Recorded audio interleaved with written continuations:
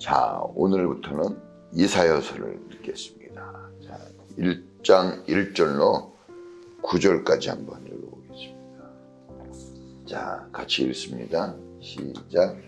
이것은 아모스의 아들 이사야가 유다 왕 우시야와 요담과 아하스와 히스기야 시대에 유다와 예루살렘에 대하여 본 이상이다. 하늘아 들어라, 땅아 귀를 기울여라. 주님께서 말씀하신다. 내가 자식이라고 기르고 키웠는데 그들이 나를 거역하였다. 소도 제 임자를 알고 나귀도 주인이 저를 어떻게 먹여 키우는지 알건만은 이스라엘은 알지 못하고 나의 백성은 깨닫지 못하는구나. 슬프다. 죄지은 민족, 허물이 많은 백성, 흉악한 종자, 타락한 자식들, 너희가 주님을 버렸구나. 이스라엘에 거룩하신 분을 업신여겨서 등을 돌리고 말았구나. 어찌하여 너희는 더 맞을 일만 하느냐? 어찌하여 여전히 배반을 일삼느냐?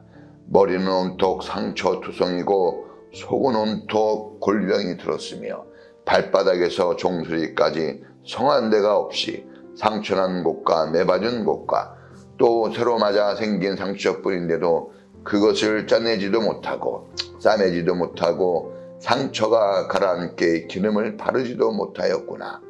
너희의 땅이 황폐해지고 너희의 성읍들이 송두리째 불에 탔으며 너희의 농토에서 난 것을 너희가 보는 앞에서 이방 사람들이 약탈해 갔다. 이방 사람들이 너희의 땅을 박살냈을 때처럼 황폐해지고 말았구나. 도성 시온이 외롭게 살아남아 있는 것이 포도원의 초막과 같으며 자매밭의 원두막과 같고 부의된 성읍과 같구나. 만군의 주님께서 우리 가운데 얼마라도 살아남게 하시지 않으셨다면 우리는 마치 소돔처럼 되고 고모라처럼 될 뻔하였다. 아멘. 자, 이사야서. 자, 오늘부터는 이제 선지서. 이사야서는 지금으로부터 한 700년 전 쓰여진 하나님의 말씀입니다. 이사야 선지자를 대선지자 이렇게 얘기하기도 합니다. 4명의 왕에 거쳐서 선지자의 역할을 감당했습니다. 아모스의 아들이고 이사야가 유다 왕 우시야 때부터 우시야 왕이 죽던 해, 그렇죠? 그가 환상을 보죠. 그리고 히스기야 왕까지 활동을 하는데 유다에서 활동한 선지자입니다. 이때 북이스라엘과 남유다가 나누어진 시대예요. 721년에 북이스라엘이 아수르에 의해서 멸망을 당합니다. 자, 721년. 그리고 이게 이사야가 쓰여진 때는 한 700년도 이스라엘 북이스라엘이 유다에서 이사야가 활동할 그 시기에 멸망을 당해요. 그래서 이제 같은 민족이잖아요, 그렇죠? 근데 북쪽 이스라엘이 멸망당하는 것을 보죠. 아수르에 의해서 아수르가 완전히 초토화시킵니다. 박살을 낸다. 오늘 박살이라는 말이 나오는데 박살을 내요. 그것을 보게 하죠. 얼마나 우리가 매를 맞을 때 매를 맞는 것도 아프지만 매를 맞는 것을 보는 것도 엄청나게 아픈 거죠. 그렇죠? 그걸 보게 합니다. 이사야를 시켜서 하나님의 마음을 전하게 합니다. 선지자라는 것은 예언자라고 그러죠. 하나님의 말씀을 전하는 사람을 예언자라고 합니다. 예언이라는 것은 앞으로 일어날 일을 말한다 하는 뜻도 있지만 예언이라는 것은 그냥 하나님의 주시는 말씀이에요. 전하는 말씀. 하나님의 말씀을 예언합니다 했을 때는 하나님이 주시는 말씀입니다. 이렇게 생각하면 되고, 특별히 하나님의 말씀은 과거와 현재와 미래를 포함한 것이죠. 그래서 하나님의 말씀을 듣다 보면 미래에 대한 이야기도 나오죠. 예언이라는 것은 꼭 미래에 대한 이야기다라고 한정할 것은 아니고 하나님의 말씀은 과거와 현재와 미래에 대한 말씀이다. 자, 이사야가 오랫동안 4명이 왕이 지나갈 그 오랜 동안 선지자 역할을 해요. 그러니까 방대한 분량의 할 얘기가 있겠죠. 그래서 선지서 중에, 예언서 중에 제일 긴 66장까지 있는 겁니다. 그래서 활동을 많이 했다는 것은 그만큼 할 얘기도 많이 있다는 겁니다. 쓰여진 목적이 뭡니까? 이사야는 1장부터 39장까지를 전반부로, 그 다음에 40장부터 66장까지를 후반부로 보고 있어요. 그러니까 전반부까지는 하나님의 고발이에요. 고발. 잘못했다는 거죠. 너희가 지금 뭘 잘못했는지 하나님이 얘기해 주는 거죠. 이런 걸 고발이라 그래요. 다 낱낱이 어떻게 합니까? 달리는 거죠. 그리고 후반부는 하나님의 회복을 또 얘기하고, 그렇다고 해서 뭐 1장부터 39장까지 다 까는 얘기만 하는 것이 아니라 중간중간에 회복의 얘기도 하지만 흐름이 그렇게 된다 하는 걸 배울 수 있습니다. 자, 1장 오늘 우리 읽은 것을 보면 하나님이 정말 하늘과 땅을 향해서 소리치는 거죠. 하나님의 어떻게 보면 탄식이에요. 아픈 마음이죠. 하나님의 아픈 마음. 하나님께서 왜 이 아픈 마음을 말씀하시는가? 하나님이 오늘 보니까 이스라엘을 당신의 자녀로 여겼어요. 자녀로 여기니까 마음이 그렇게 아픈 겁니다. 그리고 소도 또 나귀도 키우는 그런 목자처럼 그렇게 당신을 표현하십니다. 얼마나 아끼겠어요. 자기가 먹이고 키우는 그 동물들을. 그렇죠? 자, 그러니까 멀리 있는 사람이 잘못한 건 덜 아픈데 가까이, 특히 자식들이 불효하고 부모 말씀을 안 들으면 너무나 가슴이 아픕니다. 그런 것처럼 하나님은 하나님의 백성 이스라엘을 자기의 자녀로 여깁니다. 오늘날 우리도 하나님이 구원하셨어요. 그 구원의 목적이 뭡니까? 하나님의 자녀로 삼으시려고. 하나님의 자녀들은 특권을 주셨죠. 하나님의 자녀로서 우리가 다시 살아가도록. 그러니까 우리가 이 구원을 받았을 때 하나님의 자녀가 아니면은 그건 뭔 소용이 있어요. 살아갈 힘과 능력이 없고 보호자가 없는데, 그렇죠? 보호자가 없는 이 광야 인생 어떻게 살아갑니까? 그런데 하나님이 우리를 구원하셨을 때 자녀로 구원했다는 건 놀라운 축복입니다. 이 세상에서 가장 안전하고 가장 헌신적인 그 품이 어디입니까? 부모 품이에요. 부모. 그러니까 그런 부모를 말하면서 하나님이 그 이상의 마음으로 이스라엘을 사랑하고 아끼신다는 거죠. 근데 이스라엘이 큰 반역을 하고 못된 짓을 합니다. 어떤 반역을 하면 한 3가지인데, 첫째가 우상숭배입니다. 우상숭배. 간음한 거죠. 제일 안 좋은 거 우상숭배입니다. 하나님은 우상숭배자들을 반드시 멸합니다. 그래서 우리가 하나님을 믿지 않으면 다 뭡니까? 우상숭배자들이 되는 거예요. 하나님 아닌 다른 것을 믿거나 다른 것을 섬기면, 그랬죠. 하나님 한 분 외에는 이 세상에 신이 없다고 그랬거든요.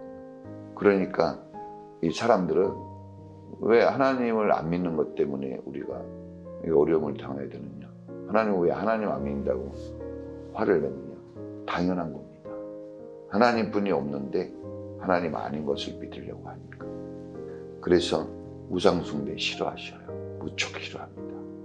이 하늘이나 땅이나 물속에 형상을 만들지 말고, 그걸 섬기지도 말고, 절하지도 말고, 그걸 만들지도 말라고 그랬거든요. 다 우상을 어떻게 합니까? 불태워버리거나 갈아서 그냥 던져버리죠. 없애버리죠. 찍어서 버리고. 우리 마음속에 우상을 버려야 됩니다. 우리가 하나님보다 더 무엇을 생각하고 있다면 그 자체가 우상 숭배예요. 하나님에 대하여 우리가 경건한 마음을 가져야 됩니다. 우상 숭배가 내 삶에서 이루어지지 않도록 늘 영적 싸움을 싸워야 돼요. 우리 마음은 자꾸 타락으로 가려고 하는 경향성이라 그러거든요. 죄라는 것은 왜 죄가 나쁘냐? 죄는 절대로 좋은 곳으로 보내지 않아요. 죄는 반드시 미끼와 같아요. 미끼를 왜 던집니까? 잡으려고 그런 거 아니에요. 그렇죠? 잡아. 그런 것처럼 죄는 반드시 이스라엘 하나님의 백성을, 하나님의 사람을 죽음으로 잡으려고 하는 거예요. 죽음, 사망으로 잡아내려고 하는 겁니다. 우상 숭배는 절대 금물입니다. 내가 우상을 섬기고 있는지 안 섬기고 있는지는 내가 하나님보다 다른 것에 더 깊이 빠져 있으면 걱정하고 염려하는 것도 우상 숭배예요. 그걸 또 생각하니까. 그러니까 걱정과 염려하지 말고 뭐 하라고 그랬습니까? 하나님께 기도하라고 그랬죠. 우상 숭배를 피하는 방법을 가르쳐 줬어요. 두 번째 하나님이 싫어하는 게 뭡니까? 하나님께서 이 가부와 고아와 나그네, 약자들을 괴롭히는 거예요. 하나님은 약자들을 괴롭히면 가만히 두지 않아요. 하나님은 정의의 하나님입니다.